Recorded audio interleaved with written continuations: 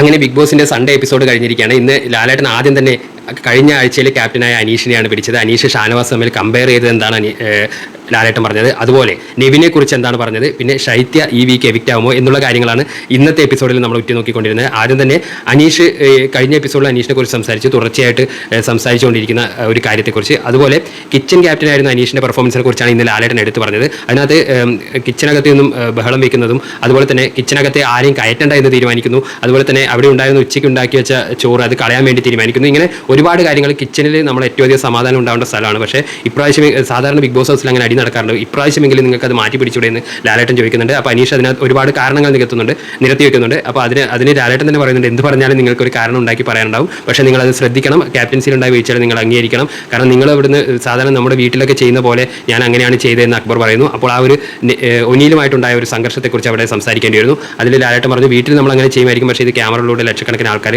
ചെയ്യുന്ന കാര്യമാണ്, അപ്പോൾ നിങ്ങൾ അത്തരം കാര്യങ്ങളും വാക്കുകളും നിയന്ത്രിക്കണമെന്ന് അക്ബറിനും അവിടെ ഒരു വാണിംഗ് കൊടുക്കുകയാണ്. പിന്നെ അത് കഴിഞ്ഞ് നമ്മുടെ ഇപ്രാവശ്യത്തെ ക്യാപ്റ്റനായ ഷാനവാസിൻ്റെ പെർഫോമൻസ് എങ്ങനെയുണ്ടായിരുന്നു എന്ന് വീട്ടംഗങ്ങളോട് അഭിപ്രായം ചോദിക്കുന്നു. അതിനിടയ്ക്ക് തന്നെ പറയുന്നു, അനീഷ് എന്തിനാണ് ക്യാപ്റ്റൻസിയിൽ ഇടപെട്ട് സംസാരിക്കുന്നതെന്ന് പറഞ്ഞപ്പോൾ അനീഷ് പറയുന്നു, ഷാനവാസ് ഒരുപാട് കാര്യങ്ങളിൽ ശ്രദ്ധ ചെലുത്തുന്നില്ല എന്ന് തോന്നിയപ്പോഴാണ് ഞാൻ ഇടപെട്ടത് എന്ന് പറയുന്നു. ഷാനവാസ് പറഞ്ഞു, അനീഷിനെ പോലെ ഒരു ക്യാപ്റ്റൻ ആവാനല്ല ഞാൻ ഉദ്ദേശിച്ചത്. അത് വളരെ ശരിയാണ്, അനീഷിൽ നിന്ന് തികച്ചും വ്യത്യസ്തമായ ഒരു ക്യാപ്റ്റൻ തന്നെയായിരുന്നു ഷാനവാസ്. ഞാൻ ആൾക്കാർ പറയുമ്പോൾ അവിടെ നിന്ന് മുഖം തിരിച്ച് നടന്നു പോകുന്നില്ല, അത് കേട്ട് രണ്ടുപേരുടെയും പക്ഷം കേൾക്കാനും അങ്ങനെ തീരുമാനിക്കാനായിരുന്നു എൻ്റെ ആദ്യം മുതലെടുത്ത തീരുമാനം, അതനുസരിച്ചാണ് ഞാൻ നിന്നത്, അല്ലാതെ അനീഷ് പറയുന്ന പോലെയോ അനീഷ് ചെയ്ത പോലെയോ ചെയ്യാനല്ല എന്ന് പറഞ്ഞ് ഷാനവാസ് തൻ്റെ കാര്യം ക്ലിയർ ആക്കുന്നുണ്ട്. അത് കഴിഞ്ഞ് അടുത്ത ആഴ്ചയിലുള്ള ക്യാപ്റ്റൻസിയിലേക്കുള്ള തെരഞ്ഞെടുപ്പിൽ ഇതെനിക്ക് തോന്നുന്നു ആര്യന് വളരെ എളുപ്പത്തിൽ ജയിക്കാവുന്ന ഒരു കളിയാണ്. ഒന്നാമത് നമുക്ക് സൈക്കിൾ ഓടിച്ചുകൊണ്ട്, അതായത് കുട്ടികളുടെ സൈക്കിൾ ഓടിച്ചുകൊണ്ട് റൗണ്ട് ചുറ്റുകയും ആ റൗണ്ടിന് പുറത്താവുന്ന ആൾ ഔട്ടാവുന്ന ഒരു ഗെയിമായിരുന്നു. അതിൽ കൂട്ടത്തിൽ 3 പേരിൽ ഇപ്പോൾ അഭിലാഷും ജിസേലിന് ഹൈറ്റ് കൊണ്ട് അഭിലാഷിന് നമുക്കറിയാം കാലിൻ്റെ ആ ഒരു ഇതുകൊണ്ടും, ആര്യനാണെങ്കിൽ വളരെ ഈസി ആയിട്ട് ജയിക്കാവുന്ന ഒരു ടാസ്ക്, അത് അദ്ദേഹം വളരെ ഈസി ആയിട്ട് തന്നെ ജയിച്ചിട്ട് അടുത്ത വീക്കിലെ ക്യാപ്റ്റനായിട്ട്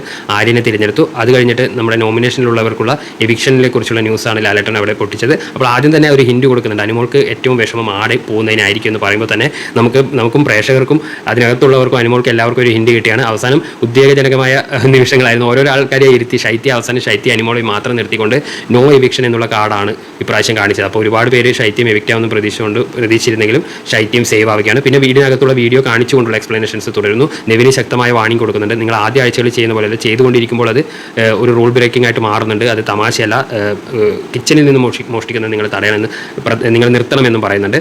അത് കഴിഞ്ഞ് സാരിക എന്തുകൊണ്ട് രേണു അക്ബറിനോട് ക്ഷമിച്ചില്ല എന്നുള്ള ഉത്തരമായിട്ട് സാരികയുടെ ഉപദേശമാണ് അതിന് പുറകിലെന്ന് ലാലേട്ടൻ ഹൗസിനകത്തേക്ക് ഒരു തീ ഇട്ട് കൊടുക്കുകയാണ്. അതായത് ഒരിക്കലും ഞാനാണെങ്കിൽ ക്ഷമിക്കില്ല എന്ന് സാരിക കെ ബി പറയുമ്പോഴും ലാലേട്ടൻ പറയുന്നുണ്ട്, അത് അവരുടെ തീരുമാനം നിങ്ങൾ എടുക്കേണ്ട, അവരുടെ തീരുമാനം അവരുടെ ഇതിന് വിടണം എന്ന് പറയുകയും രേണു സുധിയെ സമാധാനിപ്പിക്കാൻ വേണ്ടി അക്ബർ നടത്തിയ ശ്രമങ്ങളുടെ വീഡിയോ കാണിക്കുകയാണ്. പാട്ടുപാടിയും അങ്ങനെയുള്ള ശ്രമങ്ങളുടെ ചപ്പാത്തി ഉണ്ടാക്കിയുള്ള അങ്ങനെയുള്ള ശ്രമങ്ങളുടെ വീഡിയോ കാണിക്കും. അതിനോടൊരു രേണു ഞാൻ മനസ്സുകൊണ്ട് ലാലേട്ടൻ പറഞ്ഞുകൊണ്ട് ഞാൻ ക്ഷമിച്ചു, ഇനി മേലാൽ ഇത് ആവർത്തിക്കില്ല എന്ന ഉറപ്പിന്മേൽ ഞാൻ ക്ഷമിക്കുകയാണെന്ന് പറയുന്നു. അത് കഴിഞ്ഞ് ഇന്ന് സേവ് ആയവരുടെ എല്ലാവരുടെയും തമ്മിലുള്ള സംസാരം കാണിക്കുമ്പോൾ അപ്പാനിയും അക്ബറും വീണ്ടും ഇൻസൈഡ് റിവ്യൂ ചെയ്തുകൊണ്ടിരിക്കുകയാണ്. അതിനകത്ത് കിടന്നുകൊണ്ട് റിവ്യൂ ചെയ്യുകയാണ്. അവർ ഷാനവാസിനെ വളരെ ഷോ ഓഫ് ആണെന്ന് പറയുന്നു, ജിസേലാണ് നല്ല ഗെയിമർ എന്ന് പറയുന്നു. അതുപോലെ തന്നെ അനീഷിന് കോമണേഴ്സിന് ഒരുപാട് ഇഷ്ടപ്പെടുന്നുണ്ടാവും, പക്ഷേ അനുമോൾ ഇങ്ങനെ ഈ ഫേക്ക് കളി കളിച്ച് നിലയിൽ പോകുന്നു, അവൾ എത്ര നാൾ ഫേക്ക് കളിക്കുമെന്ന് നോക്കാമെന്ന് പറഞ്ഞ് ഓരോരോ ആൾക്കാരെ വിശകലനം ചെയ്തുകൊണ്ട് ആ എപ്പിസോഡ് അങ്ങനെയാണ് അവസാനിക്കുന്നത്.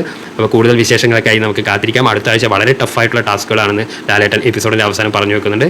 Thank you.